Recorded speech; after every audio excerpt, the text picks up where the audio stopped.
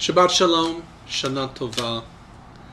As we are about to celebrate Rosh Hashanah, I thought that I might offer a story to help us prepare for the Yamim Noraim, the great days of awe.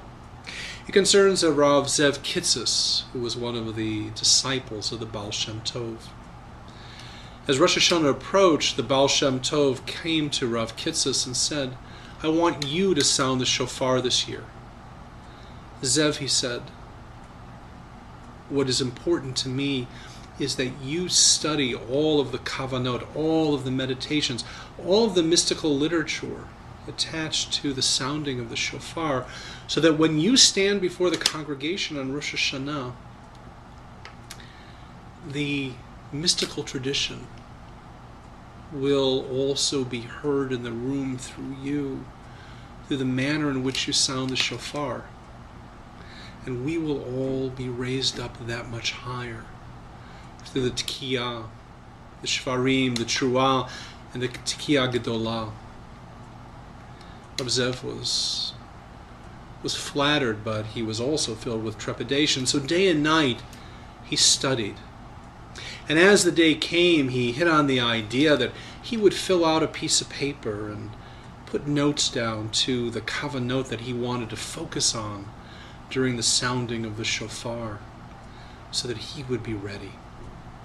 So the great day came, and it was time for the sounding of the shofar, and Rav Zev Kitzis walked forward and stood on the bimah, surrounded by the Hasidim all wearing their talitot.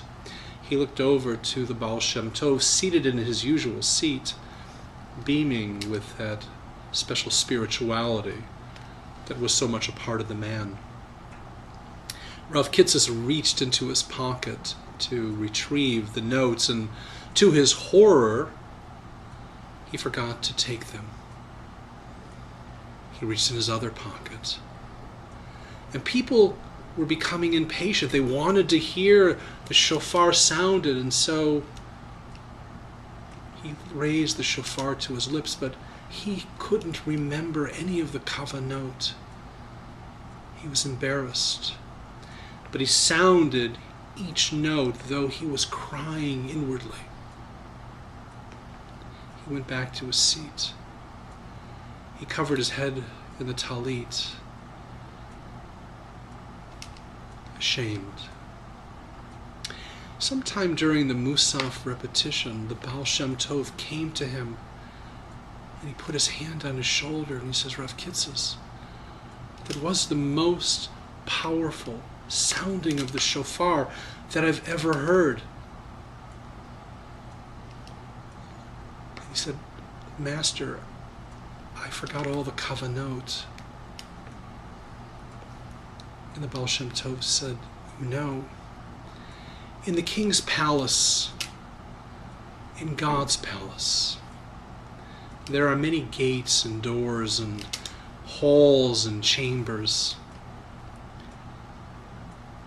And there are palace keepers who have great rings. But there's one passkey that can open any door. And that's the passkey of a broken heart. And you, Rav Zev, you used that passkey. You entered into God's palace. You opened the innermost doors for all of us. You used the master key of the broken heart."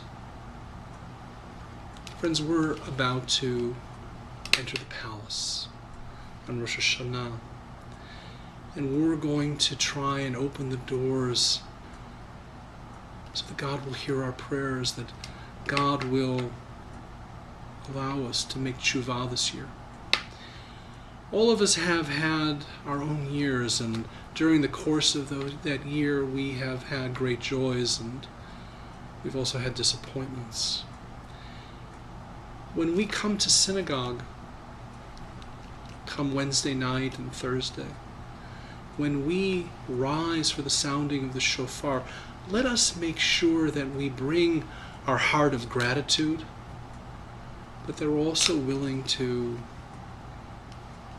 place our broken hearts before God as well, so that we can open each door, that we can re-engage with the Kadosh Baruch Hu, and that together, both as a community, standing with our God, serenaded by the mystical sounds of the shofar, we can go forward into what we pray will be a good, sweet, and happy New Year.